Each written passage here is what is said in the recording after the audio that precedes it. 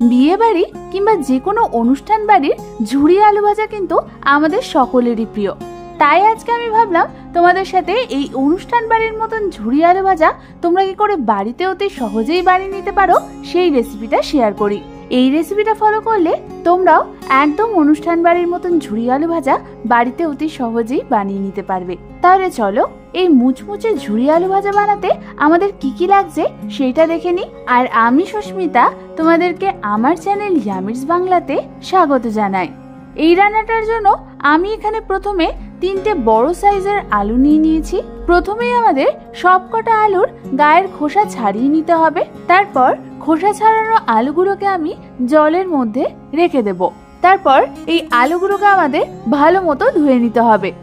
তারপর আলুটাকে এরকম লম্বা লম্বি ধরে আমি গ্রেটারের সাহায্যে গ্রেট করে নেব, যাতে গ্রেট হওয়ার পর আলুর লাচ্ছাগুলো লম্বা লম্বা বেরোয়।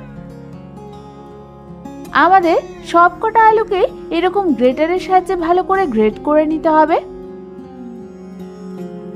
তোমরা দেখো আমাদের আলুগুলো কিন্তু গ্রেট করা হয়ে গেছে।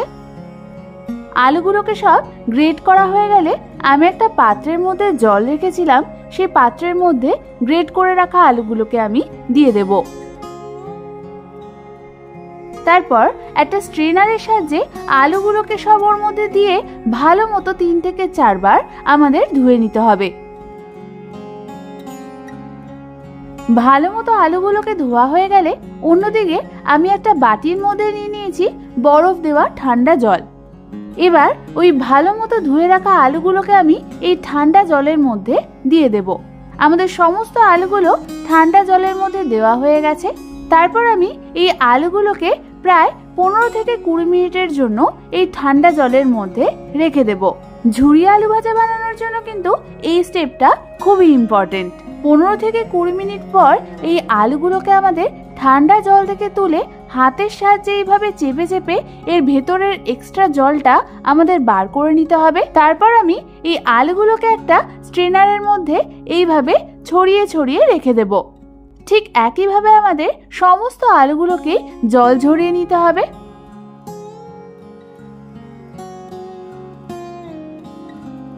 আমাদের সমস্ত আলুগুলোই ভালো মতো জল ঝরিয়ে স্ট্রেনারের মধ্যে রাখা হয়ে গেছে। এবার আমাদের এই আলুগুলোকে স্ট্রেনারের মধ্যে হালকা শুকনো হতে রেখে দিতে হবে 10 থেকে 15 মিনিটের জন্য। এবার অন্যদিকে আমি নিয়ে নিয়েছি কারি পাতা, হাফ কাপ পরিমাণ কাঁচা চিনেবাদাম, আর নিয়ে নিয়েছি 2খানা শুকনো লঙ্কা। তারপর একটা ছোট বাটির মধ্যে আমি নিয়ে নিলাম 1/4 চামচ বিট নুন, 1/4 চামচ নর্মাল নুন, আর দিয়ে দেবো 1/4 চামচ পরিমাণ চাট মশলা। তারপর আমাদের সবগুলোকে একবার ভালো করে মিশিয়ে নিতে হবে। এবার এটাকে সরিয়ে রেখে অন্যদিকে আমি একটা কড়াইয়ের মধ্যে ডিপ ফ্রাইং এর জন্য সাদা তেল গরম বসিয়ে দিলাম। তেলটা ভালো মতো গরম হয়ে এলে আমি প্রথমে ওর মধ্যে দিয়ে দেবো কারি পাতাগুলোকে। তারপর আমাদের এই কারি পাতাগুলোকে মিডিয়াম ফ্লেমে ভেজে নিতে হবে। আমাদের কারি পাতাগুলো ভাজা হয়ে গেছে। এবার আমি এগুলোকে তেল থেকে তুলে একটা টিস্যু পেপারের মধ্যে রেখে দেব। তারপর ওই তেলের মধ্যে আমি দিয়ে দেব কাঁচা চিনেবাদামগুলোকে। তারপর ওই চিনেবাদামগুলোকেও আমাদের মিডিয়াম ফ্লেমে 1 থেকে 2 মিনিট ধরে ভেজে নিতে হবে। 1 থেকে 2 মিনিট পর আমাদের চিনেবাদামগুলো ভাজা হয়ে গেলে সেগুলোকেও আমি তুলে একটা টিস্যু পেপারের মধ্যে রেখে দেব। তারপর ওই তেলের মধ্যে আমি ছেড়ে দেব 2খানা শুকনো লঙ্কা। এবার এই শুকনো লঙ্কাগুলোকেও আমাদের মিডিয়াম ফ্লেমে ভেজে নিতে হবে। আমাদের শুকনো লঙ্কাগুলো ভাজা হয়ে গেছে। এবার এটাকেও তুলে আমি টিস্যু পেপারের মধ্যে রেখে দেব।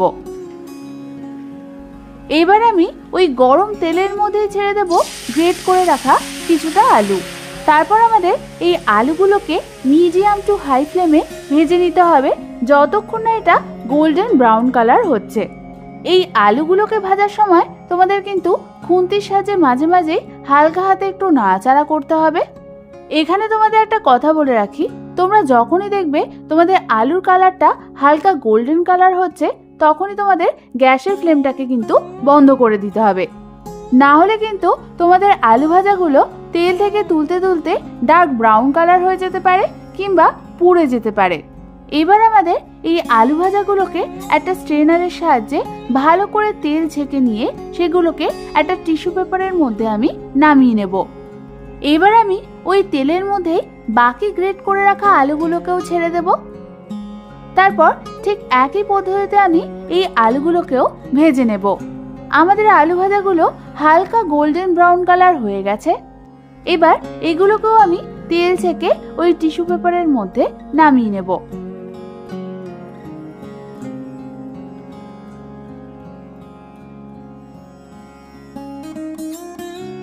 এবার আমি এই ঝুরি আলু ভাজার মধ্যে একে একে দিয়ে দেব ভেজে রাখা কারি পাতাগুলোকে।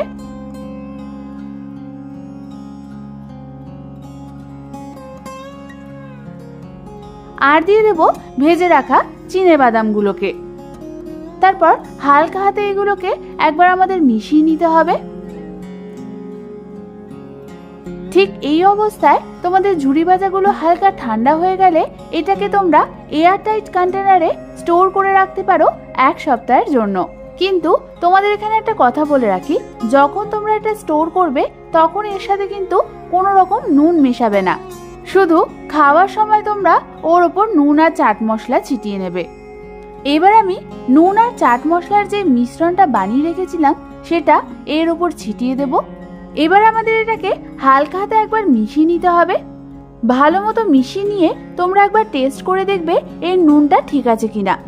ব্যাস, তাহলেই তৈরি হয়ে যাবে কিন্তু একদম অনুষ্ঠান বাড়ির মতো মুচমুচে ঝুরি আলু ভাজা। তাহলে আর দেরি না করে তোমরাও বাড়িতে এটা একদিন ট্রাই করে দেখো।